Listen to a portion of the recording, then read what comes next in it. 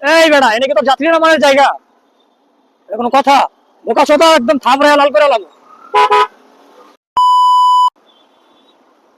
ও রাস্তার মাঝখানে ডাইনে দাঁড়া দাঁড়া যাত্রী নামাইতেছে, আমি ওরা কইলাম কি রে ভাই, তুমি এনে দাঁড়ায় যাত্রী নামাও। হালা আমার দিকে বোধার মতো তাকায় আছে। বলো।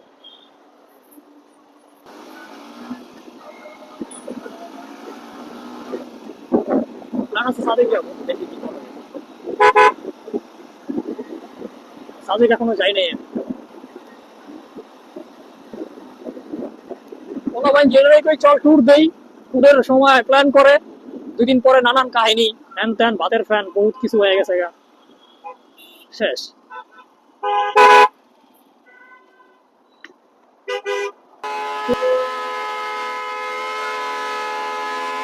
এই মাম্মা, সেই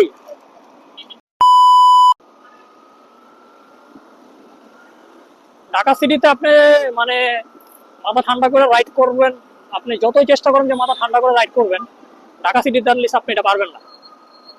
কেউ না কেউ আপনার খোঁচা মারবে এইসা, বেশিরভাগ যদিও রিক্সাওয়ালারা এটা। দেখি ইনশাল্লাহ রবিবার সকালে যশোর যাব, আপনাদেরকে গ্রামের প্রাকৃতির কিছু ফুটেজ দেখাবো আশা করি। যশোর কাজ আছে একটু। এক হুন্ডায় 4 জন বহাইছে, ভাই কি বলো, 4 জনের মাথায় একজনের মাথায় হেলমেট, 2টা বাচ্চার মাথায় হেলমেট নাই, মহিলার মাথায় হেলমেট নাই, সামনে সার্জন আছে যান দিব না। কেমনে রাইড করে ভাই, কি গাড়ি এটা? গাড়ির আবার কোনো নাম্বার নাম্বার নাই।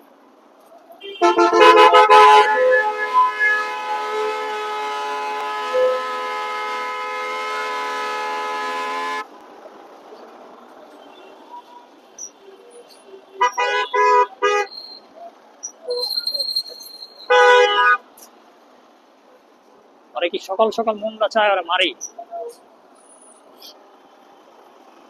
এই মাম্মা, সেই জোরান দাও, জোরান দাও, একটা জোরান দাও। ও ভাই, আমার ভাই গুলোর ভয় করে এখন, যেমন আহে অটো রিক্সা